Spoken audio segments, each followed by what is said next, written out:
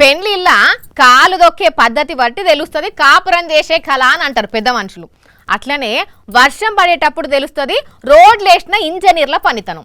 గట్టిగా ఒక్క వాన కొడితే చాలు కొత్తగా వేసిన రోడ్లు సుత పత్తా లేకుండా పోతాయుల్లా మన దేశంలో. మళ్ళా ఇంకో టెండరు, ఇంకో రోడ్డు, ఇంకో వర్షం, ఇదే కథ నడుస్తుంటది.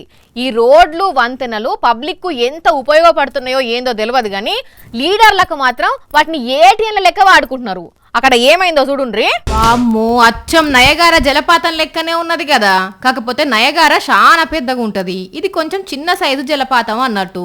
ఉత్తరప్రదేశ్ రాష్ట్రం కాన్పూర్లో కనిపెట్టిల్లు ఈ వాటర్ ఫాల్ ను. 2 రోజుల నుంచి కురుస్తున్న వానలకు నడి రోడ్డు మీద దానికదే ఏర్పడ్డది ఈ జలపాతం. దీన్ని బట్టి అది ఎంత చక్కదనాల రోడ్డో అర్థం చేసుకోండ్రి.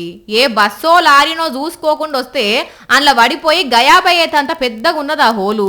మరి గీసోంటి దిక్కుమాల రోడ్డేసిన ఇంజనీర్లను, వాళ్ళ ఎనుకున్న లీడర్లను యోగి సర్కారు ఏం చేస్తుందో చూడాలి అనుకోవట్టిల్లు. సోషల్ మీడియాలో వైరల్ అవుతున్న ఈ వీడియోను చూసిన నెటిజన్లు. రోడ్ అయినా బ్రిడ్జి అయినా ఎంత పెద్ద వాన పడ్డా, ఎంత పెద్ద వరద వచ్చినా తట్టుకునేటట్టు కట్టాలి.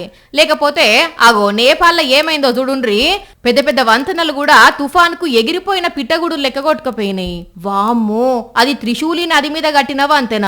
అరెరెరే, అంత పెద్ద వంతెన 2 ముక్కలైంది సుశీల్లానుల్లా. ఆగో అక్కడ చిన్న బ్రిడ్జ్ అయితే ఆ వరదల వాడి ఎటు కొట్టుకుపోయిందో కూడా తెలియదు.